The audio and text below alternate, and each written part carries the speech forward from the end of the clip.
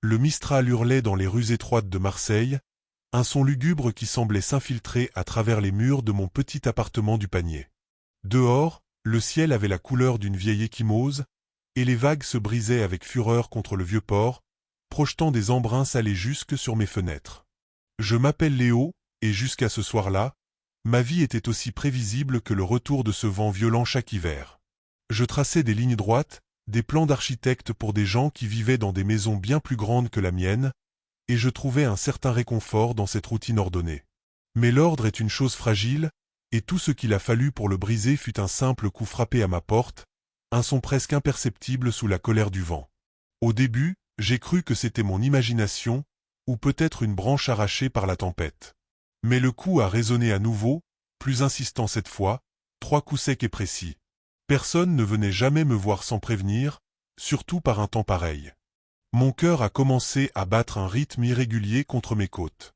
J'ai jeté un œil par le Judas, mais je n'ai vu qu'une silhouette indistincte, une forme sombre déformée par le vent et la pluie battante. Une vague d'appréhension m'a envahi, froide et piquante. J'ai déverrouillé la porte lentement, la chaîne de sécurité toujours en place, et je l'ai entr'ouverte de quelques centimètres. Le visage qui m'est apparu n'était pas celui d'un inconnu, et c'est ce qui a rendu la situation encore plus terrifiante. C'était mon frère, Julien. Un frère que je n'avais pas vu depuis 5 ans et que tout le monde, y compris moi, croyait mort. Il était là, trempé jusqu'aux os, le visage émacié et marqué par une fatigue si profonde qu'elle semblait creuser dans ses os. Ses yeux, autrefois pleins d'une lumière espiègle, étaient maintenant 2 ombres fuyantes dans la pénombre du couloir. Il ne portait qu'une chemise fine, déchirée à l'épaule, et il tremblait, soit de froid, soit de peur. Léo, sa voix était un murmure rauque, à peine audible au-dessus de la tempête. Je n'ai nulle part où aller. Il me cherche. Il n'a pas eu besoin de préciser qui était « il ». Cette simple phrase a fait ressurgir des souvenirs que j'avais passé des années à enfouir, des souvenirs de dettes, de mauvaises fréquentations, et de la nuit où il avait disparu après une violente dispute au sujet d'une somme d'argent que je ne pouvais pas lui prêter. Sans réfléchir, j'ai retiré la chaîne et je l'ai fait entrer, refermant la porte sur le chaos du monde extérieur. L'odeur de la pluie, de la mer et de quelque chose d'autre, une odeur âcre de peur, s'est répandue dans mon appartement. Il s'est affalé contre le mur, laissant une traînée d'eau sale sur le parquet que j'avais passé l'après-midi à cirer. Il tenait quelque chose serré dans sa main, un objet sombre et lourd. Ce n'est que lorsqu'il a ouvert sa paume sous la lumière de l'entrée que j'ai vu ce que c'était.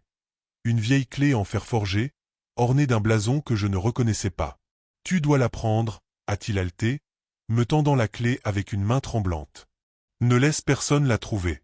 Surtout pas eux. » La clé était froide et lourde dans ma main. Elle semblait ancienne, presque médiévale, et le blason représentait un lion enchevêtré dans ce qui ressemblait à des serpents. Cela n'avait aucun sens. Julien n'avait jamais eu d'intérêt pour les antiquités ou l'histoire.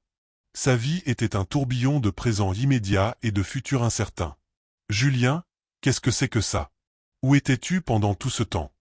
Mes questions se bousculaient, un mélange de colère et d'un soulagement terrifié. Je voulais le secouer, le prendre dans mes bras, le frapper pour toute l'angoisse qu'il avait causée à nos parents, pour le deuil que j'avais dû faire seul. Il a secoué la tête, ignorant mes questions. Son regard était fixé sur la fenêtre, comme s'il s'attendait à voir un visage apparaître à travers le verre trempé par la pluie. « Je n'ai pas le temps, Léo. J'ai fait une erreur. Une très grosse erreur. J'ai cru que je pouvais les doubler, mais ils sont partout. » Il s'est approché de moi, son visage à quelques centimètres du mien, ses yeux brillants d'une lueur fiévreuse.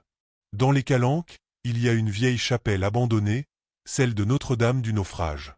Personne n'y va jamais. La clé ouvre la crypte. Tout y est. Tu dois le récupérer avant eux. Le nom de la chapelle m'a glacé le sang.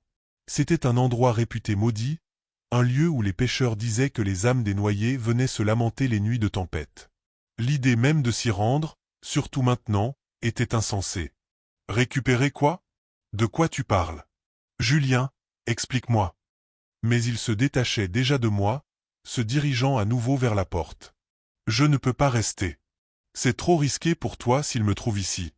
Dis-leur simplement que tu ne m'as pas vu. Fais comme si j'étais toujours mort. Non. J'ai attrapé son bras, ma propre peur se transformant en une rage protectrice. Tu ne vas pas disparaître à nouveau. Reste ici, on va trouver une solution. Le bruit d'une voiture freinant brusquement dans la rue en bas a coupé ma phrase. 2 phares puissants ont balayé la façade de mon immeuble, illuminant ma fenêtre pendant une fraction de seconde. La panique a déformé les traits de Julien, le transformant en un animal traqué. Il a arraché son bras de ma prise avec une force surprenante. C'est trop tard. Ils sont là. Il a ouvert la porte et s'est engouffré dans le couloir sans un regard en arrière. Je suis resté figé, la clé glaciale dans ma main, le cœur battant à tout rompre. J'entendais ses pas dévaler les escaliers, puis le son lourd de la porte de l'immeuble qui claque. Je me suis précipité à la fenêtre, juste à temps pour voir sa silhouette courir sous la pluie battante, poursuivi par 2 ombres massives qui venaient de sortir d'une berline noire aux vitres teintées. Il ne criait pas, il ne l'appelait pas. Il courait simplement, avec la détermination silencieuse de prédateurs qui savent que leur proie est déjà condamnée. Mon appartement, mon sanctuaire de ligne droite et de certitude, semblait soudainement incroyablement fragile. Le vent à l'extérieur n'était rien comparé à la tempête qui venait d'éclater dans ma vie. La clé dans ma paume semblait brûler, un poids de secret et de danger que je ne comprenais pas. En bas, dans la rue, l'une des silhouettes a rattrapé Julien. Je n'ai pas vu d'arme, juste un mouvement rapide, un choc sourd à peine audible à travers la vitre et la fureur du Mistral. Julien s'est effondré sur le trottoir mouillé, et les 2 hommes l'ont traîné, inerte, dans la voiture qui a démarré en trombe et a disparu au coin de la rue. Tout s'est passé en moins de 30 secondes. Et je me suis retrouvé seul, dans le silence soudain, avec une clé maudite et une question terrifiante. Devais-je oublier ce que je venais de voir et jeter cette clé dans la mer, ou devais-je me rendre dans la crypte d'une chapelle hantée pour découvrir le secret pour lequel mon frère venait, peut-être, de mourir une seconde fois? Le vent s'était calmé, mais la tempête à l'intérieur de moi faisait rage. Pendant 3 jours, la clé en fer forgé n'avait pas quitté ma poche, son poids constant un rappel glacial des événements de cette nuit-là.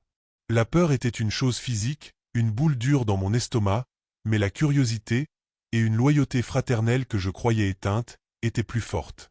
J'ai donc conduit jusqu'au Calanque, sous un ciel gris et menaçant qui pesait sur les falaises de calcaire blanc. La chapelle de Notre-Dame du Naufrage était à peine plus qu'une ruine, une carcasse de pierre solitaire face à la mer agitée. L'air salin et l'odeur d'humidité et de décomposition m'ont saisi à la gorge alors que je descendais les marches usées vers la crypte. La clé a tourné dans la serrure avec un grincement horrible, comme un gémissement sorti du passé, et la lourde porte en bois a cédé, révélant une obscurité totale. Armé seulement de la lampe de poche de mon téléphone, j'ai pénétré dans le silence froid de la crypte. L'endroit était petit, étouffant. Il n'y avait pas de trésor, pas d'armes, pas de drogue. Il n'y avait qu'un seul cercueil en bois posé sur une dalle de pierre au centre de la pièce. Mon sang s'est glacé. C'était impossible. Mon frère avait été enlevé, pas enterré ici. Avec des mains tremblantes, j'ai poussé le lourd couvercle. L'odeur de la mort, douceâtre et écœurante, a empli mes poumons. Mais ce n'était pas le corps de Julien à l'intérieur. C'était un homme que je ne connaissais pas, vêtu d'un costume cher, le visage figé dans une expression de surprise. Et sur sa poitrine, épinglé à sa veste, il y avait un mot. Ce n'était pas une lettre, juste une seule phrase, écrite avec une calligraphie élégante et familière. Il y a des dettes que même la mort ne peut effacer. C'était l'écriture de mon père. Soudain, tout s'est mis en place, les pièces d'un puzzle que je n'avais jamais su que j'essayais de résoudre. Mon père, un homme d'affaires respectable, pilier de la communauté marseillaise, dont l'empire commercial avait mystérieusement survécu à une quasi-faillite il y a 5 ans. La disparition de Julien, juste après lui avoir refusé de l'argent. L'écriture, c'était la même que celle sur les cartes d'anniversaire qu'il nous envoyait, à moi et Julien, chaque année. Mon frère n'avait pas fui à cause de ses propres dettes. Il avait fui parce qu'il avait découvert la vérité. Notre père n'avait pas sauvé son entreprise par un miracle financier. Il avait contracté un prêt auprès de gens très dangereux, et quand il n'a pas pu rembourser, il leur a offert un nouveau débiteur. Son propre fils, Julien, en le faisant passer pour mort pour qu'il ne puisse pas le retrouver. L'homme dans le cercueil était probablement l'un d'eux, celui que mon frère avait doublé, comme il l'avait dit. Mon téléphone a vibré dans ma main, me faisant sursauter. Un numéro inconnu. J'ai décroché, et la voix à l'autre bout du fil était celle de mon père, calme et posé, comme s'il m'appelait pour le déjeuner du dimanche. Léo, je vois que tu as trouvé mon message. Je savais que Julien viendrait te voir. Il a toujours été le plus sentimental. Je ne pouvais pas parler, ma gorge était nouée par la trahison. Il a fait une erreur en revenant, mon fils. Il a ramené nos problèmes à notre porte. J'ai dû régler la situation. Définitivement cette fois. À travers le téléphone, j'ai entendu un bruit sourd, le même bruit que j'avais entendu dans la rue la nuit où Julien avait été emmené. Mon père a poursuivi, sa voix ne trahissant aucune émotion. La clé est à toi maintenant, Léo. C'est ton héritage. Tu es mon seul fils, après tout. Ne fais pas la même erreur que ton frère. La ligne est devenue silencieuse, mais le silence dans la crypte était désormais assourdissant. Je me suis souvenu des mots de Julien, je n'ai nulle part où aller. Il n'était pas seulement revenu pour se cacher, il était revenu pour me prévenir. La clé n'était pas la solution à ses problèmes, c'était le symbole de mon héritage empoisonné. En me la donnant, il ne m'a pas passé un trésor, mais un fardeau, une condamnation. Je suis sorti de la crypte, laissant l'homme mort à sa solitude, et je suis resté face à la mer. Le vent hurlait à nouveau, tout comme la nuit où tout a commencé.